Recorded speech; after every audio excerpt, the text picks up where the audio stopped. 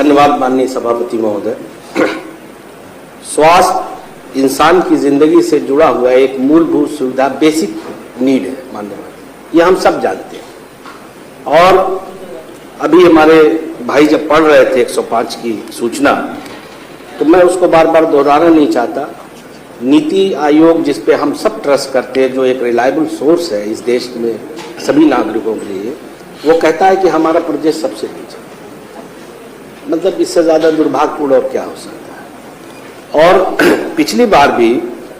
आज इत्तेफाक से स्वास्थ्य में बोलना है, मेरा स्वास्थ्य ठीक नहीं है, मैं दवा खा के आया हूँ, आई एम सॉरी अगर थोड़ा कुछ गड़बड़ हो जाए तो। लेकिन मैं पिछली बार भी इस मुद्दे को हम लोगों ने 105 में लिया था और उस पर चर्चा की थी माननीय आपकी कृपा से। पिछली बार भी मैंने कहा था कि लगभग 43.5 करोड़ 43,500 करोड़ रुपए सरकार ने इस पे बजटिंग की थी और ठीक था, ये बजट रीजनेबल था। लेकिन अनफॉर्चुनेटली, दुर्भाग्य से 68% ही सिर्फ खर्च हो पाया। तो मेरा सिर्फ इस सदन से बहुत विनम्रता के साथ ये कहना है कि जब स्वास्थ्य जैसे बेसिक नीड जो इंसान की जिंदगी से जुड़ी हुई है, अगर हम उस पर इतना हमारा लचर अप्रोच होगी और रवैया होगा, तो हम कैसे ये इंश्योर कर सकते हैं, सुनिश्चित कर सकते हैं कि हमारे प्रदेश के नागरिक स्वस्थ हों और उनको सारी सुविधाएं प्रॉपरली टाइम से मिल सकें। अभी हमारे जासमीन भाई कह रहे थे और वो बिल्कुल सही कह रहे हैं, हमारा पीजीआई हो, लोहिया हो, केजीएमसी हो, ये देश नहीं बल्कि दुनिया की, इनकी प्रतिष्ठा पूरी दुनिया में मानी जाती है मान्यवर। मैं बहुत बार कुछ कारोबारी सिलसिले में देश और दुनिया में जाने का मौका मिलता है, तो मैं देखता हूँ, मेरा घमंड से सर ऊंचा होता है कि ये केजीएमसी और इसका नाम जब पीजीआई का लोग लेते हैं तो बड़ा आदर सम्मान से लेते हैं। हमारे डॉक्टर्स बहुत विद्वान हैं वहाँ के, लेकिन दुर्भाग्य से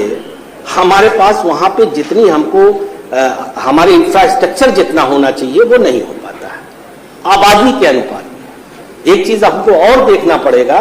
कहने को हम कह सकते हैं कि भाई हमारे पास ये हॉस्पिटल, लेकिन ये चीजें जो होती है, WHO का एक मानक है कि कितनी आबादी के ऊपर हमें कितनी सुविधा चाहिए, कितने डॉक्टर होने चाहिए, कितना बेड होना चाहिए, तब हम उसको कंप्लीट कर पाएंगे। देखिए ये मौका बहुत अच्छा है। अभी हम लोग जो मेरी जानकारी में आया है कि विजन पे चर्चा होने वाली है और देर रात तक चलेगी, तो मैं तो ये दुआ करूंगा कि हम लोग इन मुद्दों को भी अपने विजन में प्राथमिकता पे शामिल करें। शिक्षा हुआ, स्वास्थ्य हुआ, इससे हमारा प्रदेश स्वस्थ होगा। हाँ, वो तो अब चलिए वो तो इस पे हम लोग इसको हम लोग प्रायोरिटी पे टेकअप करें। माननीय बजट, ये जो हेल्थ से रिलेटेड बजट है, हम तो ये कहेंगे माननीय स्वास्थ्य मंत्री जी से कि इसको आप पूरा खर्चा कीजिए और अनुपारक में और मांग कीजिए, क्योंकि हमारी आबादी, भाई हम इतनी बड़ी आबादी, छोटा मोटा पूरा देश है उत्तर प्रदेश, छोटा मोटा क्या देश, दुनिया के बड़े देशों के बराबर है, ये अमेरिका से थोड़े ही कम है। तो अब अगर हम इसको ये समझ रहे हैं तो उसी अनुपात में हमको इसकी व्यवस्था भी करनी पड़ेगी। माननीय पिछली बार मैं बहुत ज्यादा समय नहीं लूंगा, अभी ये अतरौलिया की घटना का जिक्र हुआ 105, जो पैसे जनता की गाढ़ी कमाई के आते भी हैं, सरकार की मंशा अच्छी भी है कि हम लोग इसको कुछ इसका उपयोग करें और हॉस्पिटल्स को हम अपलिफ्ट करें और उनको वेल इक्विप करके बढ़ाएं जनता के लिए, उसको भी कुछ लोग बंदर बांट कर जाते हैं, उन्हीं का ये नमूना है। ये जो डॉक्टर सुरेंद्र कुमार ध्रुव साहब के बारे में बात हो रही, अब आप खुद सोचिए कि जिस हॉस्पिटल में वहां के चीफ के ऊपर ये आरोप लगा हो, जो वहां के सर्वसर्वा है और सालों से वो वही बैठे भी हैं, और जिलाधिकारी महोदय की जांच की कमेटी ने जो मुझे जो संज्ञान में आया है कि उनके बारे में ये दोषी भी पाया गया, रिकमेंडेशन भी हुई है, साल भर से वो पेंडिंग है। तो अगर हम इस तरह से उसको एक साल तक उस फाइल पे हम पलथड़िया मार के बैठ जाए तो उसमें क्या, तो फिर तो हम मनोबल बढ़ा रहे हैं उन लोगों का,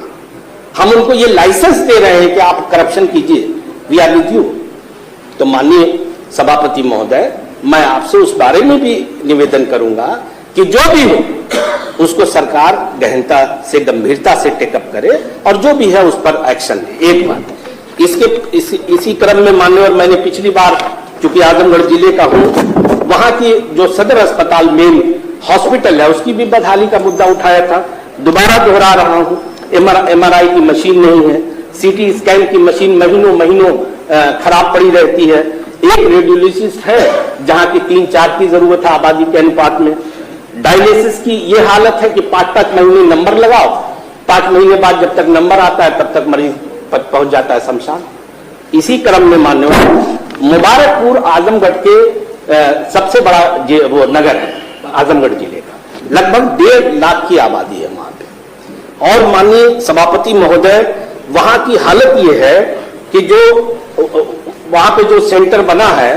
उसमें रात में किसी भी तरह की अगर 7 के बाद कोई इमरजेंसी आ जाए, दिन में भी नहीं रहते हैं लेकिन रात में तो अगर कोई इमरजेंसी आ जाए तो भगवान ही मालिक है। चूंकि मैं वहां से 2 बार MLA भी रहा हूं,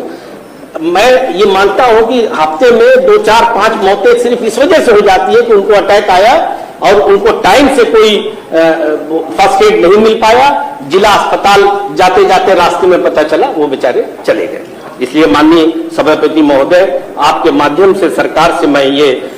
रिक्वेस्ट करूंगा कि मुबारकपुर के उसमें कोई उस सेंटर पर कोई कार्डियोलॉजिस्ट नहीं है, नेफ्रोलॉजिस्ट नहीं है, न्यूरोलॉजिस्ट नहीं है,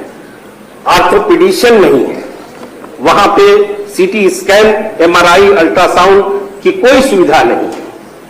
इसलिए माननीय अध्यक्ष महोदय, मैं आपसे ये बड़ी विनम्रता के साथ ये निवेदन करता हूं कि मुबारकपुर की आबादी के अनुपात को देखते हुए वहां के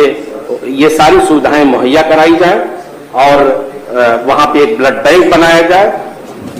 इसी क्रम में आजमगढ़ सदर अस्पताल के बारे में भी ये कहना चाहता हूं कि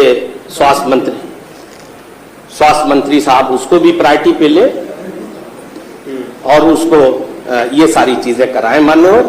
और आजमगढ़ ही और मुबारकपुर ही क्यों, मैं पूरे प्रदेश के लिए ये बात कहता हूं मान्यवर, ये स्वास्थ्य हम सबकी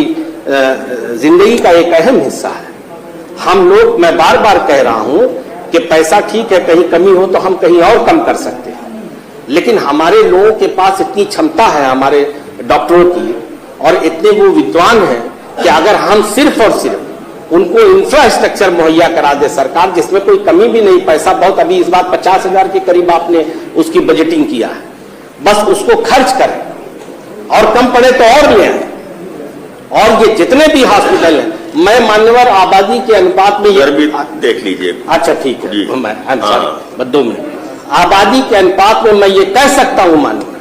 कि ये जो PGI है या लोहिया है या KGMC है, इस तरह के कम से कम अभी हमको 10 से 15 हॉस्पिटल की जरूरत है